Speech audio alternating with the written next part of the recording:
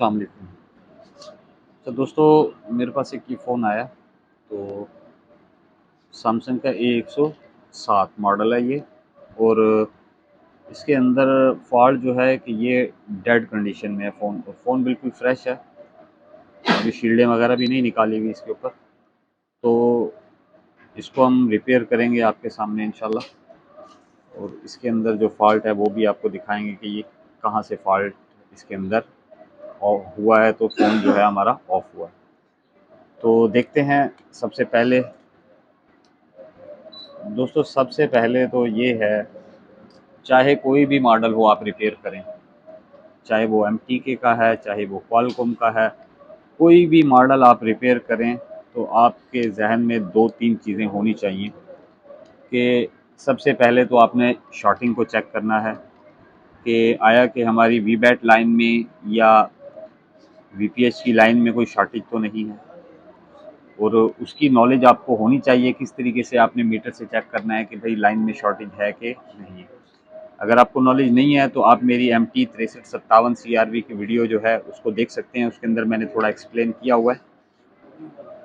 दूसरे नंबर पे ये चीज़ें चेक करने के बाद आपने सबसे पहले फ़ोन को जो है DC सप्लाई से कनेक्ट करना है, और DC सप्लाई से भी फॉल्ट फाइंड हो जाता है किस तरीके से फ़ोन के अंदर क्या फॉल्ट है।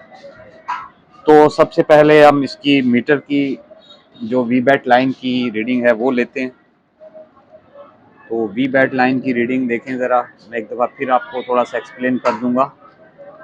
ये ग्राउंड है और नीचे वाला इसकी पॉजिटिव लाइन, ठीक है। तो पॉजिटिव की रीडिंग देखें 350, और पराड पलट के 1600-1700, मतलब 3 गुना ज़्यादा भी हो तो हम उसको ओके मानते हैं। MT के फ़ोन में 1700-1800 होके OL हो जाता है, इसका मतलब ये कि मेरी इस लाइन में कोई शॉर्टेज नहीं है। तो अगला स्टेप जो है हम इसके ऊपर अप्लाई करते हैं कि DC सप्लाई पे लगा के एक दफ़ा इसको देखेंगे कि इसके अंदर क्या फॉल्ट है। तो इस मॉडल का जो है कनेक्टर नहीं आता, इसलिए जो है इसको मुझे ऐसे ही चेक करना पड़ेगा। तो देखते हैं एक दफ़ा इसको, ग्राउंड को ग्राउंड पे और पॉजिटिव को यहाँ पे कनेक्ट करके। तो अब बटन को दबा के देखते हैं। तो बटन दबाने पे कुछ एम्पेयर कंज्यूम करता है कि नहीं। ऑटो एम्पेयर नहीं लिए इसका मतलब शॉर्टेज नहीं है। तो ये देखें, पावर बटन दबाने पे मैं पावर बटन प्रेस करूंगा, ये देखें। तो इस कंडीशन में मेरे फ़ोन के अंदर जो है वो सेकेंडरी लाइन में शॉर्टेज है, जिसकी वजह से मेरा फ़ोन जो है ऑन नहीं हो रहा। तो सबसे पहले आपने क्या करना है कि जो इसकी शील्डें हैं उसको कट कर लेना है। ये जो है सेकेंडरी लाइन की शॉर्टेज है, जिसकी वजह से फ़ोन ऑन नहीं हो रहा। अभी हम इसकी शील्ड को कट करते हैं।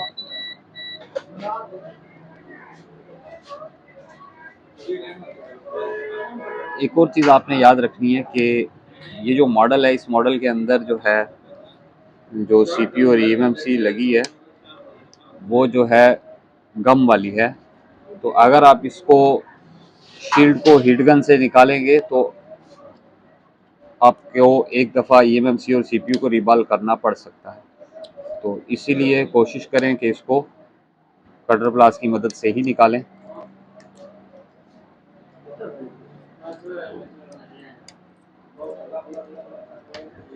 शील्ड को मैंने कट कर लिया।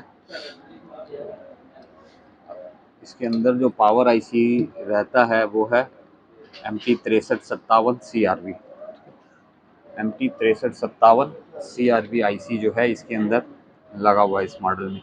तो इसको रिपेयर करना बहुत ही आसान है। तो सबसे पहले हम मीटर जो है, मीटर से इसकी VPH की रीडिंग लेते हैं। ये देखें, एक साइड पे OL वैल्यू पे मीटर को रखना है और VPH की रीडिंग देखें। एक साइड पे 350 और दूसरी साइड पे 1600-1700। ठीक है। तो इसका मतलब ये हुआ कि ना मेरी वीबैट लाइन में शॉर्टेज है और ना ही वी सिस्टम की लाइन में शॉर्टेज है। तो ये शॉर्टेज मुझे जो है एलडीओ लाइन में भी शॉर्टेज हो सकती है। तो अगर आप बगैर सिमेटिक के या बगैर किसी उसके रिपेयर करना चाहते हैं तो पावर आईसी के पास जो कैप लगे हुए हैं, इन कैप की आपको रीडिंग लेनी पड़ेगी कि किसी कैप की रीडिंग जो है या किसी लाइन की रीडिंग जो है 0 0 नहीं होनी चाहिए। तो एक दफ़ा हम बक लाइन की रीडिंग ले लेते हैं कि बक लाइन की क्या कंडीशन है। तो सबसे पहले इसका मतलब ये लाइन ओके है। आपने रेड प्रॉड को जो है ग्राउंड पे रखना है और ब्लैक से चेक करना है। तो ये रीडिंग ओके है। 132 ये भी ओके है और ये भी ओके है। 191 ये भी ओके है। ये भी ओके है। दोस्तों कई दोस्त मुझे कहते हैं कि सर वो बक लाइन की रीडिंग पे जो है बीप आ रही है। तो दोस्तों बीप पे आपको चेक नहीं करना। कुछ मॉडलों के अंदर जो बक लाइन की रीडिंग होती है वो बहुत ही कम रहती है, जो कि एसओसी लाइन या सीपीयू की लाइन होती हैं। तो वहाँ पे रीडिंग बिल्कुल 0 0 0 0 नहीं होनी चाहिए। अगर 0 0 हुई तो जिस तरह ये 0 0 है इस तरह, या 0 0 2 या 0 0 3 हुई तो उसको शॉर्ट मान सकते हैं। लेकिन कई दफ़ा 0 0 5 तक भी हम उसको ओके मानते हैं। तो according to SOC line, CPU line या ईएमएमसी की लाइंस जो हैं उनको हम ओके मानते हैं। फ़ोन के डिपेंड करता है कि कौन सा मॉडल है, ठीक है। तो इसके अंदर अभी यहाँ पे जो ये रीडिंग आ रही है, ये देखें ज़रा इस लाइन की 139, तो ये ओके की रीडिंग है। अगर इसके साथ आपको बीप भी मिल जाती है, चेक करते हैं शायद बीप मिले। बीप नहीं आ रही, लेकिन कुछ मॉडलों में बीप भी आती है। तो इसको आपने बीप पे चेक नहीं करना बल्कि आपने इसको डायोड वैल्यू पे चेक करना है, ठीक है। एक तो ये शॉर्टेज यहाँ पे मुझे नहीं मिली। अभी इसके नज़दीक जो कैप है मुझे वहाँ पे चेक करना है। तो ये मेरा एक्सटर्नल बक कन्वर्टर है। तो इसके आउटपुट में वोल्टेज चेक कर लेते हैं। ये रीडिंग लिख लेते हैं। ये देखें ये भी रीडिंग ओके है। यहाँ पे मेरा VA12 इसके आउटपुट में यहाँ पे भी ओके है। आपने क्या करना है, ये जो आईसी के पास जो कैप लगे हुए हैं हर कैप की रीडिंग लेनी है। यहाँ पे किसी कैप की रीडिंग आपको 0 0 नहीं मिलनी चाहिए। तो अगर किसी कैप की रीडिंग 0 0 मिलती है तो इसका मतलब ये हुआ कि फ़ोन की उस लाइन में शॉर्टेज है। तो कुछ दोस्त क्या करते हैं कि जो कैप शॉर्ट मिलता है तो उसको रिमूव कर देते हैं। तो भाई उस लाइन को देखना पड़ेगा आपको कि वो लाइन किस चीज़ की है, वो लाइन जो है कहाँ कहाँ पे जाती है। तो उन कैप को रिमूव करने का कोई फ़ायदा नहीं है। तो इसीलिए कैप को रिमूव नहीं करना चाहिए। एक कैप को रिमूव करने का कोई फ़ायदा नहीं। तो आपने सारे जो कैप हैं इसके नज़दीक सबकी रीडिंग ले लेनी है। एक साइड पे आपको ग्राउंड मिलेगा। कैप जो है हमेशा पैरेलल में लगे होते हैं।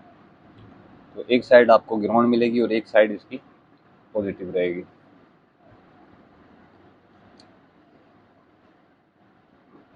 पावर आईसी के पास जितने भी कैप लगे हैं सारे एलडीओ, जो हमारा पावर आईसी एलडीओ सेक्शन बनाता है, ये सारे वोल्टेज जो है इन कैप पे हमें मिल सकते हैं। तो बारी बारी जो है इन सब की रीडिंग लेनी है आपने।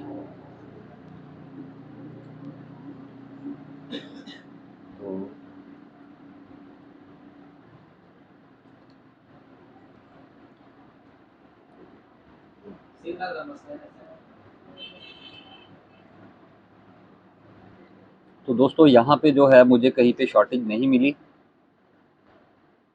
तो सबसे जो एक और चीज़ है आपको बता दूं कि ये जो MT6357 CRV है या MT6358, ये 6357 CRV और 6357 MRV, इसके अंदर इस मॉडल में हमेशा एक लाइन रहेगी VUSB की लाइन, ठीक है।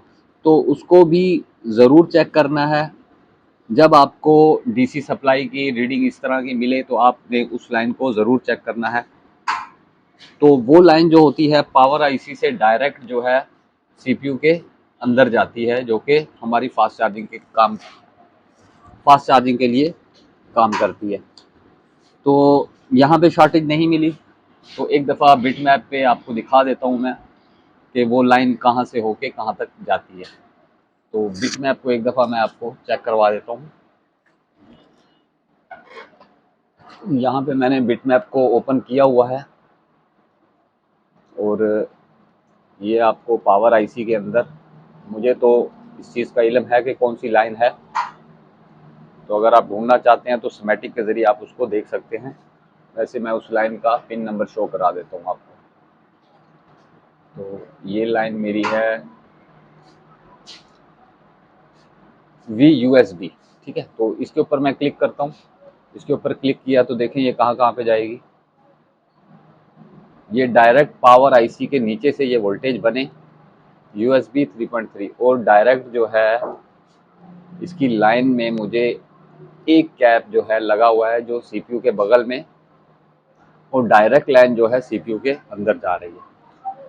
तो एक दफ़ा हम जो ये वाला कैप है, इस कैप को देखते हैं क्या ये कैप मेरा शॉर्ट तो नहीं है। तो एक दफ़ा मैं इसकी शील्ड को यहाँ से निकाल लेता हूँ।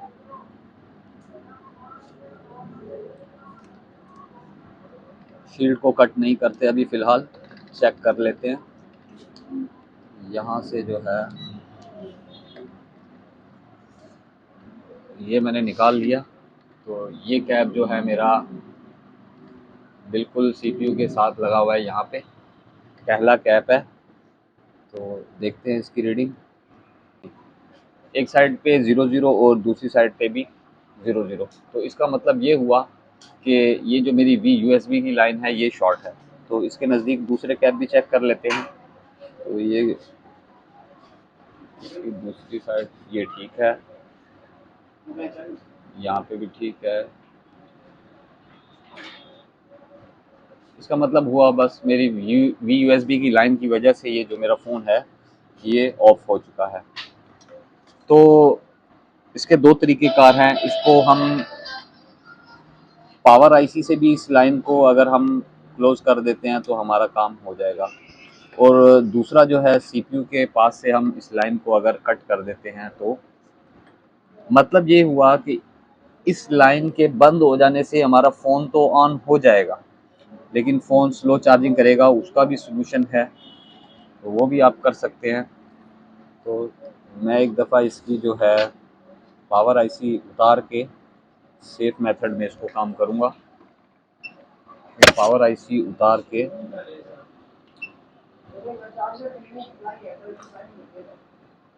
एक दफ़ा उस लाइन को वहाँ से यूवी गम से बंद कर देंगे। वो वोल्टेज जो है जब नहीं बनेंगे तो हमारा फ़ोन जो है ऑन हो जाएगा।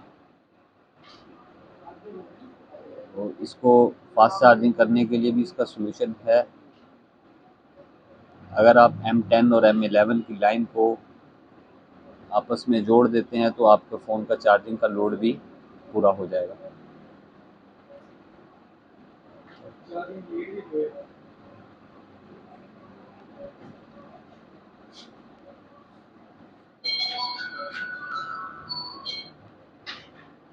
दोस्तों सिर्फ एक लाइन के शॉर्ट होने की वजह से हमारा फ़ोन ऑफ था, और जिन दोस्तों को नॉलेज नहीं होती वो यहाँ पे हीट लगा, वहाँ पे हीट लगा और सेट तबाह कर देते हैं।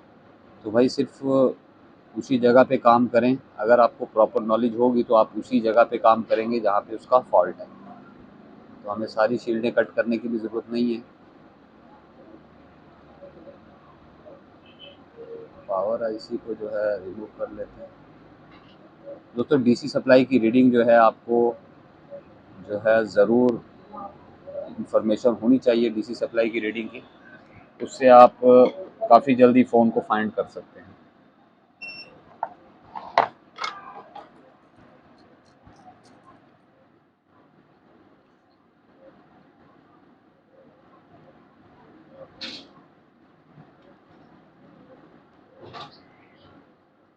चाहे वो कोई भी मॉडल हो MTK का, आप बिल्कुल इसी तरीके से उसको रिपेयर करें तो आप फ़ोन को प्रॉपर जो है रिपेयर कर पाएंगे। थोड़ा इसको विक से क्लीन कर लेते हैं।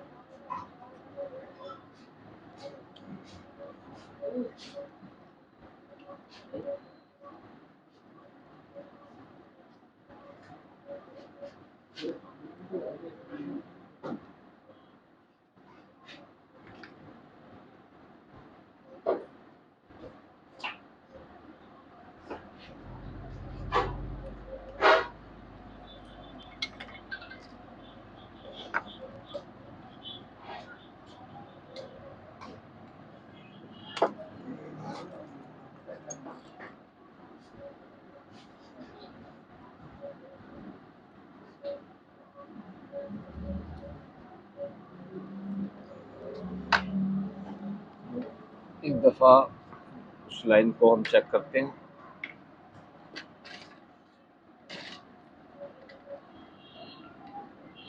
ये लाइन है मेरी, ये देखो ये लाइन की रीडिंग जो है बिल्कुल 0 आ रही है। तो इसका मतलब है कि ये लाइन जो है मेरी प्रोसेसर से ही शॉर्ट है।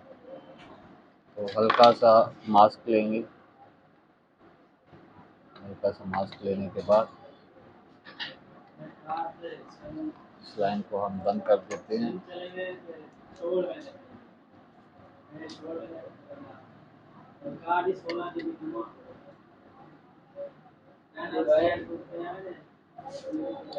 अगर आप चार्जिंग इसकी बनाना चाहते हैं कि चार्जिंग के एम्पेयर भी पूरे हो जाएं तो M10 और M11 की लाइन को आप दोनों को आपस में जोड़ देंगे तो आपका फ़ोन चार्जिंग का लोड भी पूरा हो जाएगा। ये हो गया। मैं एक दफ़ा पावर आईसी को रिवॉल्व कर दूंगा। पावर आईसी को रिवॉल्व करने के बाद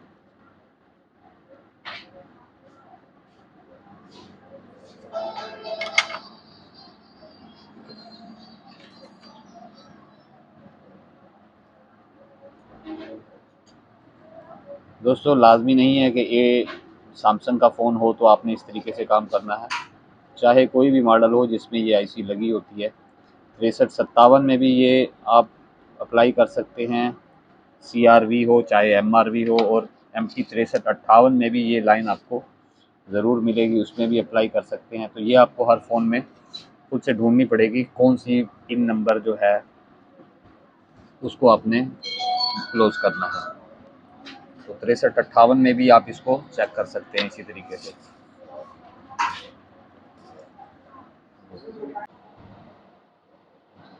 तो लाइन में बंद कर चुका हूँ और जो है मैं इसके ऊपर पावर आईसी को अप्लाई कर देता हूँ।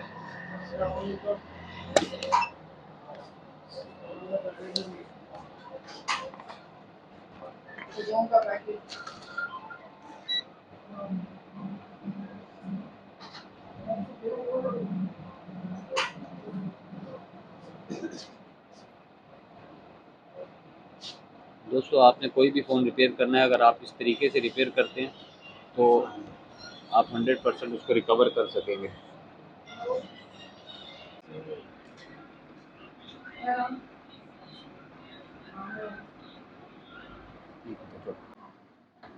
तो दोस्तों आईसी जो है अप्लाई कर चुका हूँ, देखें, ठीक है। तो अब जो है इसको चेक करते हैं मॉडल को।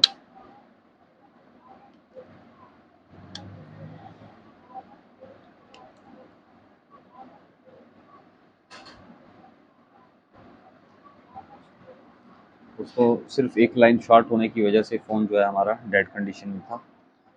तो इजी वे में हमने इसको रिपेयर किया। चाहे कोई भी मॉडल हो आप इसी तरीके से रिपेयर करें तो इंशाल्लाह आप 100% डन करेंगे उसको। तो इसके अलावा अगर आप सीखना चाहते हैं स्मैटिक के साथ या अंदाज पे किस तरीके से काम करना है, तो अब हमारा इंस्टीट्यूट ज्वाइन कर सकते हैं, ZW मोबाइल रिपेयरिंग इंस्टीट्यूट रजमेर खान। तो मिलते हैं नेक्स्ट वीडियो में, तब तक के लिए अल्लाह हाफ़िज़। ये देखें टच वगैरह हर चीज़ प्रॉपर काम कर रही है।